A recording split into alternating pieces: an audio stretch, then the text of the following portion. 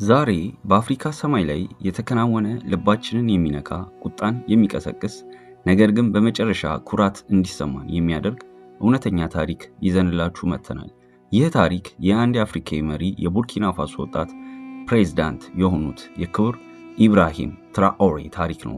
በዓለም መድረክ ላይ ሀገራቸውን በክብር ወክለው በዲፕሎማሲያዊ ስብሰባ አጠናቀው በኩራት ወደ እናት ሀገራቸው ሲመለሱ ዓለማችን ክብርን እንዴት እየረሳች እንደሆነ የሚያሳይ አንዳንዴ እውነት ለመሆኑ የሚያጠራጥር የሚመስል ክስተት ገጥሟቸዋል።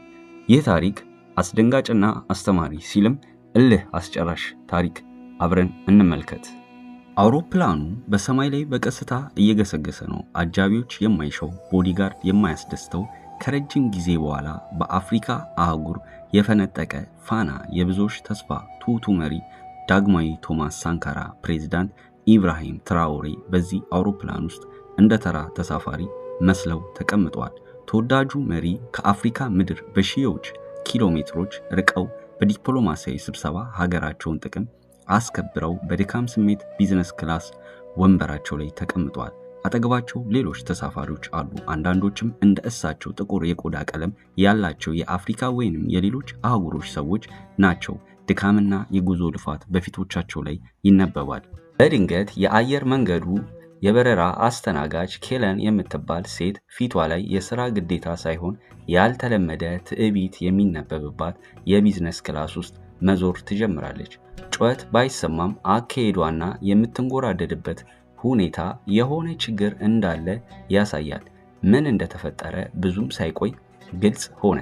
አንድ የፈረንሳይ ኩባንያ ዋና ስራ አስፈጻሚ ከፕሬዝዳንቱ ጋር በተመሳሳይ በረራ ላይ የነበሩ ቢዝነስ ክላስ ውስጥ አገልግሎት እንዲሻሻል ወይንም አፕግሬድ እንዲደረግላቸው ይጠይቃሉ። በእርግጥም የሥራ አስፈጻሚው ጥያቄ በራሱ ችግር የሌለበትና የተቀመጠበት ወንበር ካልወደደው ወደ ላቀ ደረጃ ቢጠይቅ ተገቢ ነው። ነገር ግን ፍላጎቱን ያቀረበው በትዕቢትና በግልጽ በሚታይ ንቀት ነበር።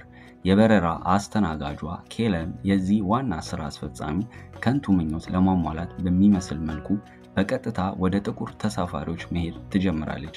ፊቷ ላይ እናንተ ለዚህ ቦታ አትመጥኑም የሚል ስውር መልእክት ያለ ይመስላል። ወደ አንዱ ጥቁር ተሳፋሪ ቀረበች። የሆነ ነገር ተነጋገሩ። ተሳፋሪው ግራ በተጋባና በብስጭት ስሜት ሆኖ ወንበሩን ለቋል። ከዚያም ወደ ሌላ። በመጨረሻም ኬለን ወደ ፕሬዝዳንት ኢብራሂም ትራኦሬ ወንበር ቀረበች። ፊቷ ላይ ምንም አይነት አክብሮት አይታይም። በግልጽ የሚታይ ንቀት የፕሬዝዳንቱን ማንነት፣ ቦታቸውን ወይንም ለአፍሪካ ምድር ያላቸውን ትርጉም ሳታውቅ ከወንበራቸው እንዲነሱ ትዕዛዝ በሚመስል መልኩ ትጠይቃቸዋለች። ይህ ትዕይንት ልብን ይሰብራል። የአንድ አፍሪካዊ መሪ የሉዓላዊ ሀገር ፕሬዝዳንት በዓለም አቀፍ በረራ ላይ በቆዳ ቀለማቸው ምክንያት ብቻ ይመስል ከመቀመጫቸው እንዲነሱ መጠየቅ ምን አይነት ንቀት ነው? ፕሬዝዳንቱ ትራኦሬ ግን በዚህ አስቀያሚ ሁኔታ ውስጥ እንኳን ሆነው የፕሬዝዳንትነት ግርማቸውን ከፊታቸው ላይ አይጠፋም። በረጋ መንፈስ ድምፃቸውም ሳያሰሙ በትህትና ግን ደግሞ በጽናት አሻፈረኝ እምቢ ይላሉ። ይህን ጊዜ የበረራ አስተናጋጇ ኬለር ግራ ገባት። ፊቷ ላይ ንዴት እና ግራ መጋባት ይነበባል። ነገር ግን ሐሳቧን አልተወችም። እንደገና ወደ ሌሎች ጥቁር ተሳፋሪዎች በመሄድ ወንበሮቻቸውን እንዲለቁ በድጋሚ ተወተውታለች። ሌሎች ጥቁር ተሳፋሪዎች በድንጋጤ በብስጭት ጥልቅ የሆነ የመናቅ ስሜት ሲሰማቸው ፊታቸው ላይ ይታያል። ይህ ንዴት ያሳዝናል። ፕሬዝዳንት ትራኦሬ ይህን ሰብአዊና አድሏዊ ድርጊት ዝም ብሎ ማየት አልቻሉም። ድምፃቸውን ከፍ አድርገው ባይናገሩም የበረራ አስተናጋጅ ኬለር የፈጸመችው ድርጊት ምን ያህል አድሏዊ እንደሆነ፣ በቆዳ ቀለም ላይ የተመሰረተ አሳፋሪ መድሎ እንደሆነ በይፋ ይናገራሉ። ቃላቶቻቸው እንደ መብረቅ ባይጮም በውስጣቸው ጥልቅ የሆነ ቁጣና የመገሰጽ ኃይል ነበራቸው። ይህ በእንዲህ እንዳለ በረራው በሰላም ተጠናቆ አውሮፕላኑ የቡርኪና ፋሶ መሬት እንደረገጠ አስገራሚና ልብን የሚያስደንቅ ትዕይንት ተፈጠረ። አውሮፕላኑ ሙሉ በሙሉ ከመቆሙ በፊት የፕሬዝዳንት ኢብራሂም ማንነት የሚያሳውቅ የሀገር መሪ የሚመጥን የፕሬዝዳንታዊ አቀባበል በአውሮፕላኑ ደረጃ ስር ተሰልፎ ይጠብቅ ነበር። ቀይ ምንጣፍ ተዘርግቷል። ወታደራዊ ባንዶች ተሰልፈዋል። ከፍተኛ የመንግስት ባለስልጣናት ውዱን መሪያቸውን በአክብሮት ለመቀበል ቆመዋል። ይህን ትዕይንት የተመለከቱ የበረራ አስተናጋጇ ኬለን እና የፈረንሳይ ዋና ስራ አስፈጻሚ በመደናገጥ ደረቁ። ዝቅ አድርገውት ያዩት ከመቀመጫው እንዲነሳ የጠየቁት ተሳፋሪ ማን እንደሆኑ ሲያውቁ ልክ በሌለው ፍርሃት ተዋጡ።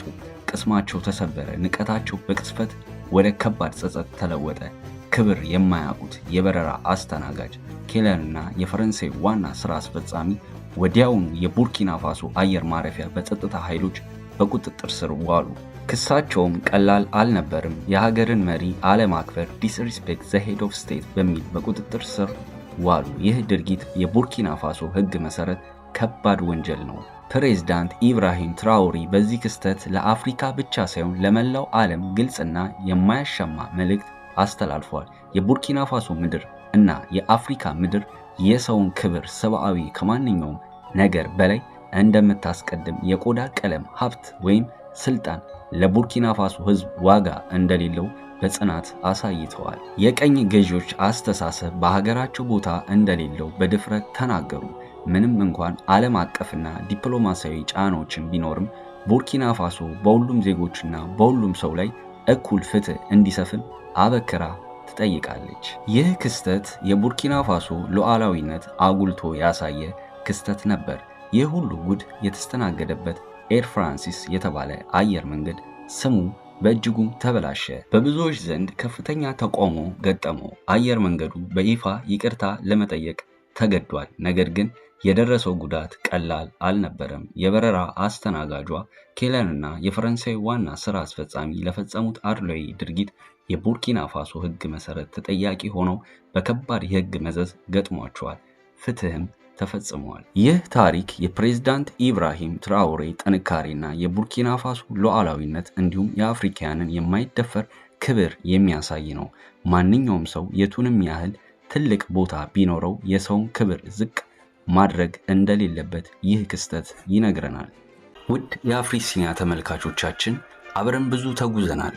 እናንተም ቪዲዮዎቻችን እየተመለከታችሁ እኛም ደግሞ እያዘጋጀናቸው ከአፍሪሲኒያ ጋር ብዙ ሄደናል። በያዝነው ዓመት መጨረሻ 100,000 ቤተሰቦችን ለማፍራት የያዝነውን ዘመቻ በመቀላቀል አገልግሎቱን ይደግፉ። ሰብስክራይብ በማድረግና የደወሏን ምልክት በማብራት ለእናንተ ምንም አይነት የገንዘብ የጉልበትና የጊዜ ወጪ የማይጠይቅ ሲሆን ለኛ ግን ከፍተኛ ጥራት ያላቸውን ዝግጅቶች ወደ እናንተ እንድናደርስ ይረዳናል። አሁኑኑ ሰብስክራይብ በማድረግ ይተባበሩን። እናመሰግናለን።